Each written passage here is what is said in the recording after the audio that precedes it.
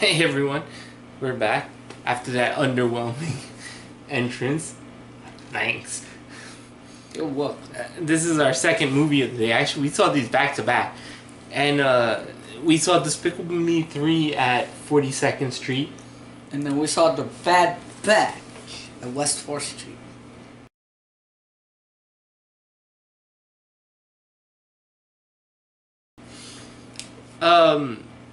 Yeah, we literally ran on the train, and it was kind of convenient because Despicable Me is kind of a short movie, so we were able to go See the next movie. downtown to the next movie to see the Bad Batch.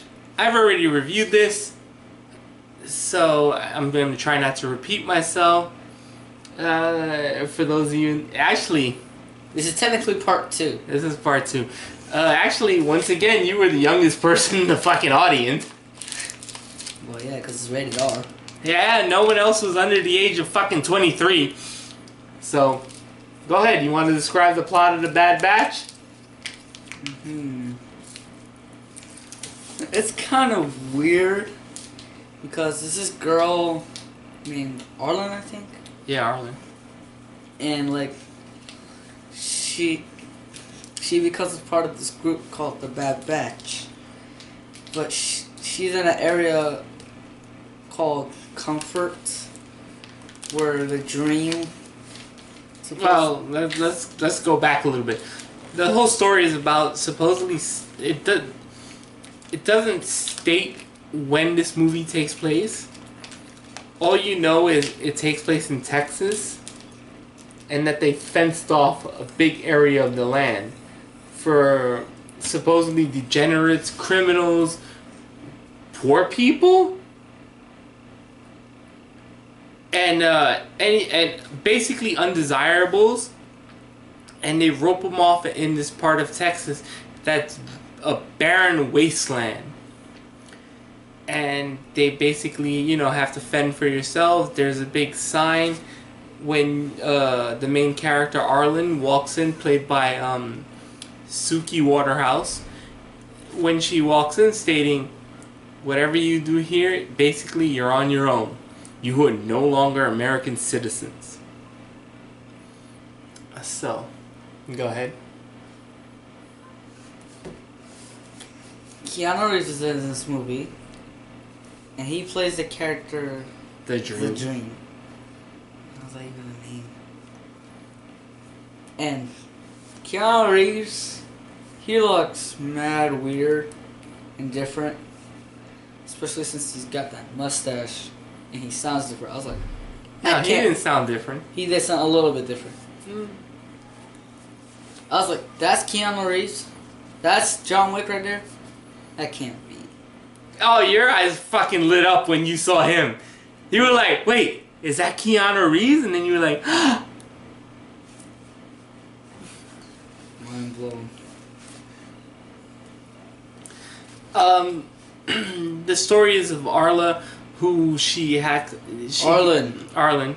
She accidentally walks in, she gets sent into this desert land, and she gets captured right away. And By cannibals. By cannibals. And she gets taken to this town called Bridge. And where half the people there look like they're on steroids. These people are roided up. These people are muscle bound. Yeah. And while you would say, where the hell are these people getting their protein from?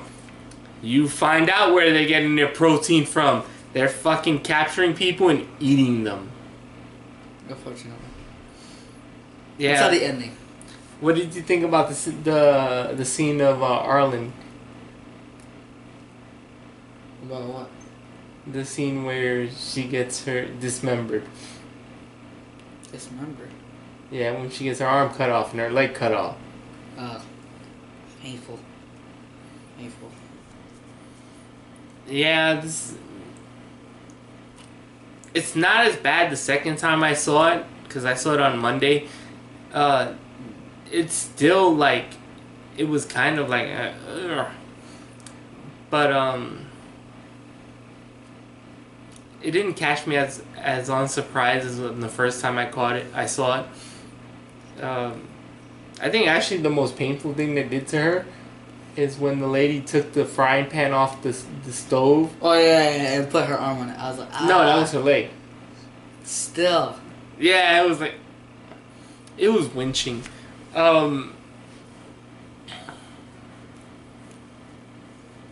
So they go about, and she escapes in a kind of odd, no, not odd, but even then, I have to say something. This movie shows restraint. It could have been a gore fest, considering you have a town full of cannibals, and it doesn't really go that bloody. Like, even when Waterhouse's character escapes, when she beats the shit out of the girl with a pipe, they don't really show the blood. They don't show the violence. I mean, you see the person getting hit, but it's not like this isn't a Saw movie. Miami Man. That's his fucking name. Apparently. And it's tattooed on his chest. Did you notice that? Yeah. I was like, wait, that's just Miami Man. Yeah. The second main character, who is a person who is... The whole thing is the main character, Arlen, escapes from this cannibal tribe, gets lost in the desert. A hermit finds her. The hermit, played by Jim Carrey, who is neither... His name is not on the poster, not on the promotional stuff. He's not even featured as at the beginning of the movie, which makes me kind of go, why not? But he finds her. He takes her to this town called Comfort, which I got wrong in my first review. I kept calling it The Dream. That happened. And, Arla gets her fake leg. That way she can be mobile for the rest of the movie. And kind of the whole movie is the fact that, she goes out. She happens to find Miami Man's daughter. I don't think they ever really recognize... No, he does say a line at the very end. That he states, he's like, oh, come over here, girl. Or something like that. And his girlfriend, I guess? The girl who Arlen shoots in the junkyard? But whatever. Arlen shoots the girl's... mom, parent, friend, I don't know. And then the girl follows her, and they go to the town Comfort, and she tries to take care of her. And this town Comfort, where Bridge was a fucking cannibal town, Comfort is a fucking drug users town. Apparently every night they have rave parties. And the rave parties are freaking hosted by none other than The Dream. Keanu Reeves. Played by Keanu Reeves. And he finds the girl, he takes the girl in, and Arla has an acid trip and walks into the desert and finds Miami Man. And from there, the whole movie is more or less about these two characters and Miami Man trying to get his daughter back. And that's kind of the rest of the movie from there. Well, the ending's pretty messed up, though. You want to go goods or bads about the movie? Start with bads. Alright, go ahead, go. What's the bads? The ending was pretty messed up. I didn't like how Miami Man killed his daughter's rabbit. But you did laugh. Yeah, that was fun. In my other review, I said that the ending of the movie will either... It's dark comedy.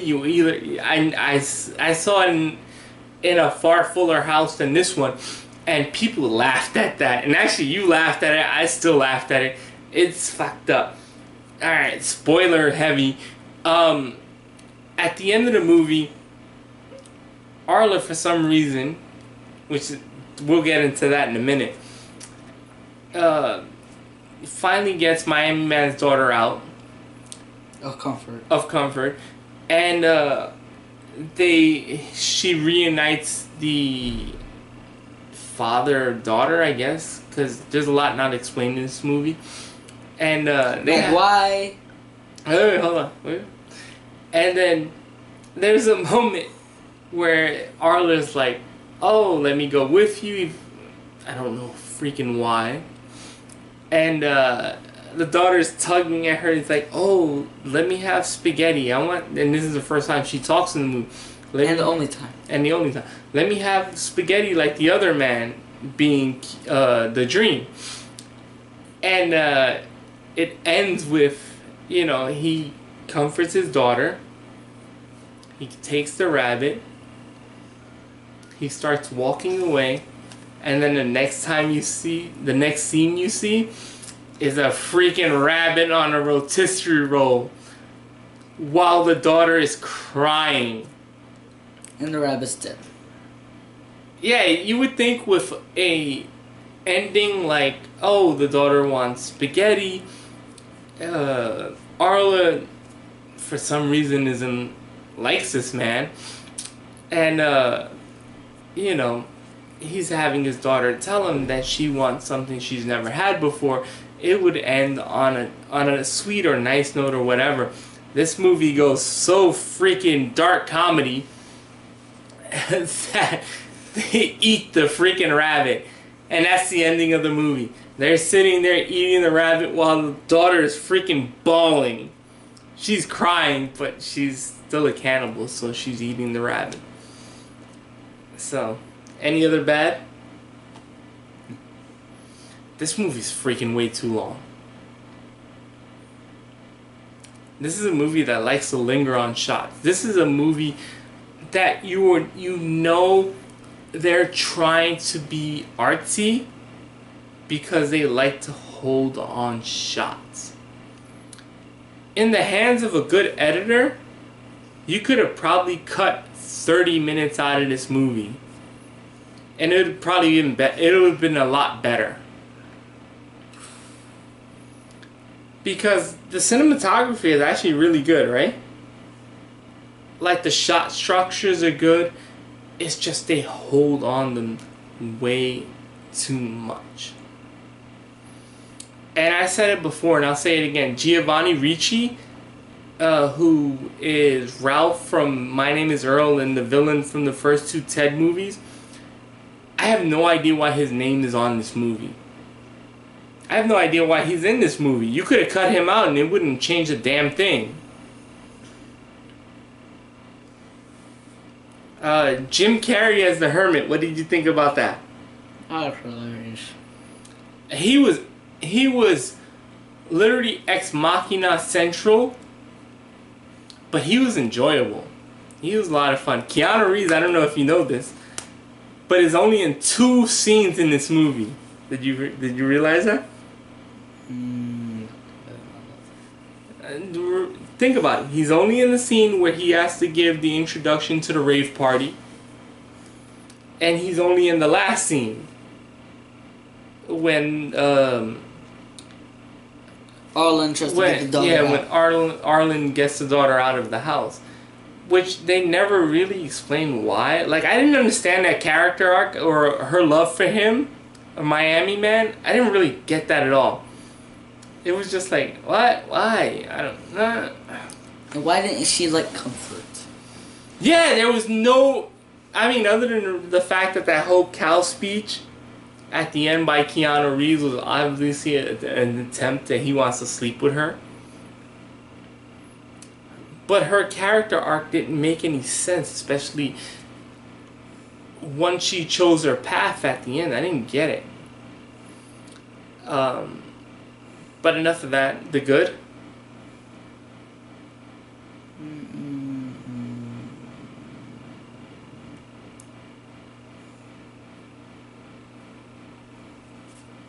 I don't know what's good about this. You said you liked the movie when you left, so... I said it was kind of good. Kind of. I like the cinematography. The scope of the movie was really good. I love the music. I already bought the soundtrack. Surprisingly. Yeah, I left the movie and I was like, oh, I like this song. I like a lot of these songs. It's a nice blend of 80s, 90s, and techno music all together. I like the main character a lot. She, this movie did something very different in the fact that it took a lot of silence and it let the story be figured out by the watcher. There's no narration, like I said before. There's no scrolling text. Don't get me wrong, they did it twice when they had the signs, when they, had the shot of the signs telling you something. And I actually like the signs in Comfort, where you would look at them in the background and it was like, what was one of the signs? This isn't real? Oh, yeah. Or something like that. But those signs, if you actually look at them, they're good Easter eggs. But,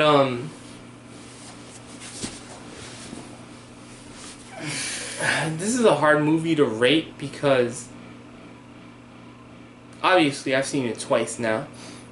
And it's somewhere between a lot of fun and tedious. Because there are way too many shots that are overly held.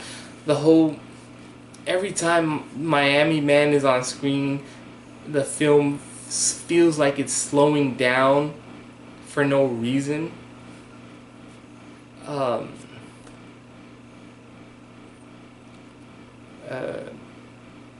really did like the main character, and I like her shorts. Not since Watchmen have we seen the happy face logo so premiered in a movie. Well, except this one is winking at you. But I will say, at least they didn't do it in a Zack Snyder, Michael Bay-ish way where it felt like it was sexualizing the character. I never felt like Arlen was being sexualized. It's just like, it kind of just felt like it was the movie's logo and they were fitting it in. I don't know what to say in 2 reviews, so you want to give your score? 6. I know I originally gave it a 5, but I have no problem with a 6. So just to make the math easier and get the math right, I'll go with a 6, so our combined review is a 6. I definitely think you should go out of your way to see this. It's only showing in one theater in New York, and I think another theater in LA. When it comes out for streaming, I would say go out, clear 2 hours of your time and watch it. It's a very well produced movie. It has story issues though. And if you like that type of music, you'll probably have a little bit more fun with this. I look forward to seeing Suki Waterhouse in her new Netflix film or Netflix series, because she's on Netflix coming up soon. Anything else you want to say? You want to talk about the crows? They're weird. Anytime someone's dying in this fucking city, the crows are there. Or is it crows or ravens? Oh no, I'm pretty sure the crows go. Alright. And that's all to say. Until next time. Peace.